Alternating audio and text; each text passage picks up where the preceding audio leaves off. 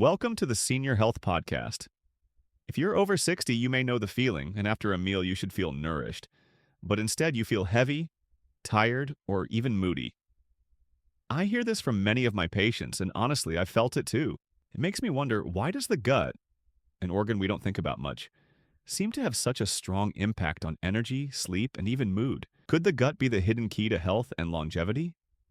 To help us explore this, I'm honored to welcome Dr. G. Hinohara, an 84-year-old retired physician of traditional Japanese medicine who has guided generations toward longer, healthier lives. Dr. Hinohara, thank you for joining us. Thank you, Dr. Miller. It is a pleasure. In Japan, we have a saying, Hara wa daiji delikwaisi bois. The belly is precious. For centuries, we believed the gut was not only for digestion, but the centre of strength, balance, and even spirit. When I was young, I met elders in rural Japan who lived beyond 100 years. They had no modern medicines or supplements, but they kept their bellies calm with simple food and steady habits. Their gut was the soil from which long life grew. That's a powerful image, the gut as the soil for life. In Western medicine, we're starting to see the same thing. Today, I'd like to dive into why so many illnesses may begin in the gut and what we can do about it. Yes, if our listeners remember only one thing, let it be this. Health begins in the gut, and so does disease. Dr. Hinohara, in Western training, we learned digestion is mainly about breaking down food. Yet more studies now link the gut to immunity, mood, even brain health. Why do you think so many illnesses seem to start there? Think of the gut as a river. When it flows clean and steady, every village along the banks thrives. When it becomes blocked or polluted, sickness spreads. The gut is our body's river. If food lingers and ferments, toxins form and illness follows. In Japan we say, Bio wa harakara. Illness begins in the belly. Long before modern science, our elders saw this truth. And science agrees. About 70% of the immune system is in the gut. Around 90% of serotonin, the happy chemical, is produced there too. When the gut's inflamed, it doesn't just cause stomach trouble. It can affect mood, immunity, even memory. Yes, this is why we call the gut and the second brain. It speaks directly to the mind. Anxiety tightens the stomach, and joy makes it feel light. The two are deeply connected. And as we age, digestion slows. Enzymes decline, muscles weaken, and people eat more processed foods. That often means constipation, bloating, fatigue. Exactly. The flame of digestion burns weaker with age. Heavy food, red meat, fried meals, cheese, becomes like wet wood on a small fire. It smoulders, producing toxins that slowly burden the organs. That reminds me of Dr. Hiromi Shinya's words, "Death begins in the colon." He believed undigested food creates toxins that damage the whole body. Western studies call this dysbiosis, an imbalance in gut bacteria linked to diabetes, heart disease, even Alzheimer's. Yes. Whether we call it dysbiosis or stagnation, the lesson is the same. If we care for the gut, we protect the whole body. If we neglect it, disease creeps in quietly.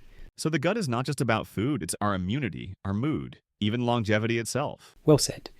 To guard the gut is to guard life. Dr. Hinohara, many older adults want to improve their gut but don't realize the small daily habits that hurt it. From my own patients, I see three big ones: heavy evening meals, not enough water, too much processed food. Do you see the same? Yes. These are quiet but powerful mistakes. Eating heavy at night is the first. The gut rests in the evening. To burden it with meat or fried food is like asking a weary worker to keep going past midnight. The result is poor sleep and sluggish mornings. Western studies echo that. Late-night eating raises risks of reflux, obesity, and diabetes. The second mistake, little water. Coffee and tea are common, but plain water is life itself. Without it, the intestines dry and constipation follows. Warm water, especially in the morning, is best. It awakens digestion gently. That's interesting. We usually just say stay hydrated. But research does show warm water can stimulate bowel movements more effectively than cold.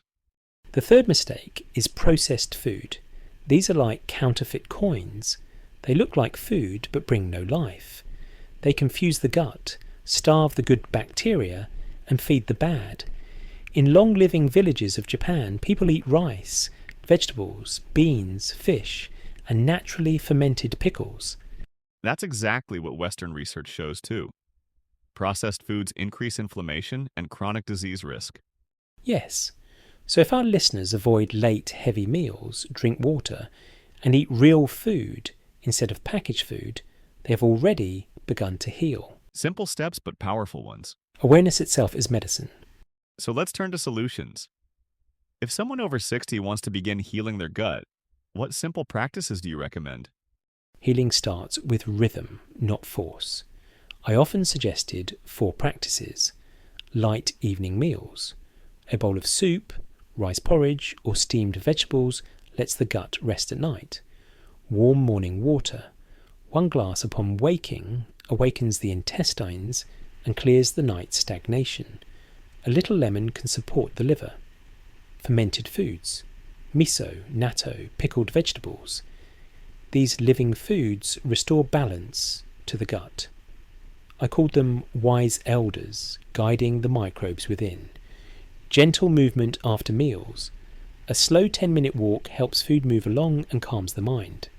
I love how accessible this is.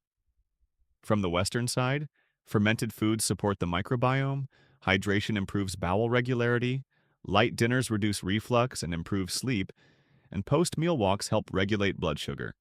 Yes, they may sound simple, but simple things practiced daily become powerful medicine. So health isn't about complicated diets or expensive treatments. It's about rhythm and consistency. Exactly. Healing lives in the bowl of soup before you, the glass of water beside your bed, the short walk after supper.